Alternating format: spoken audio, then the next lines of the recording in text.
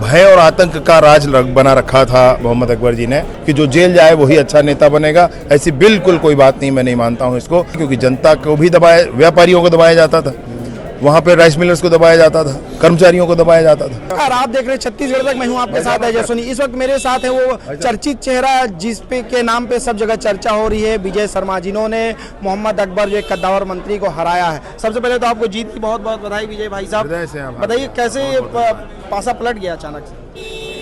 कवर्धा में भय और आतंक का राज बना रखा था मोहम्मद अकबर जी ने, और कवर्धा की जनता ने, कवर्धा के नौजवानों ने, कवर्धा में भाजपा के कार्यकर्ताओं ने ये सारी रचना की और वही जीते हैं, ऐसा मेरा कहना है। ये कहा जाता है कि राजनीति में वही परिपक्व होता है जो जेल जाता है।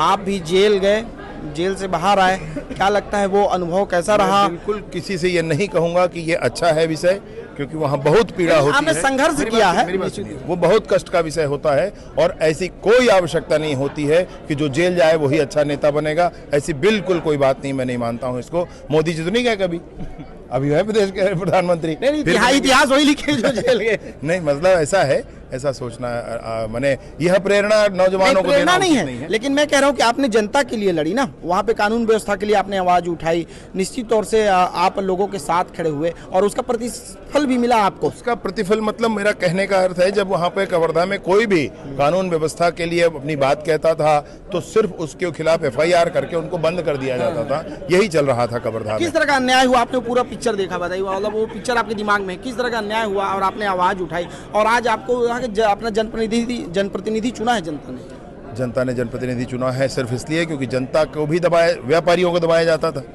वहाँ पे राइस मिलर्स को दबाया जाता था, कर्मचारियों को दबाया जाता था। ऐसे सबके साथ होता था, सबके साथ होता था, और सबके मन में एक रोष था।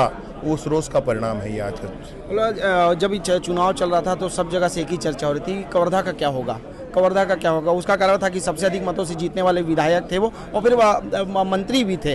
तो आपको सही ऐसा लगा कि कहीं ना कहीं मैं आपका हौसला डिगमगाया हो? नहीं, मैं आपको बिल्कुल इस बात के लिए कहूँ, मेरी पार्टी में भी मुझे कहा गया कि तुम सोच लो भाई लड़ोगे कि नहीं। मैंने एक बात कही थी कि साहब मैं लड़ना चाहता हूँ, मतलब जो कुछ मेरे साथ घटनाएं हुई हैं, जो कवर्धा में चल रहा है, मैं पूरी ताकत के साथ लड़ना चाहता हूं, और मैं पढ़ रखा हूं भैया, कर्मण्येवाधिकारस्ते मा फलेषु कदाचन। तो पूरे परिणाम की आकलन के साथ लड़ाई नहीं होती है, लड़ाई तो होती है, परिणाम जो आता है देखा जाए। चुनाव लड़ रहे थे तो पता था इतने बहुमत के साथ सत्ता में भाजपा वापस लौटेगी? नहीं, बिल्कुल नहीं पता था, बिल्कुल नहीं पता। तो देखिए भाई, ये सच है और सच स्वीकार किया इन्होंने कि निश्चित रूप से भाजपा को भी नहीं पता था कि जिस तरह से प्यार जनता ने दिया है वो इन्हें मिलेगा। लेकिन निश्चित रूप से 2023 के चुनाव में जनता ने भारी बहुमत के साथ भाजपा को छत्तीसगढ़ में काबिज करने का काम किया है। और ये आप सुने थे विजय शर्मा, जिन्होंने छत्तीसगढ़ सरकार के कद्दावर मंत्री मोहम्मद अकबर को हराया है, इसलिए इनका नाम काफी चर्चाओं में है।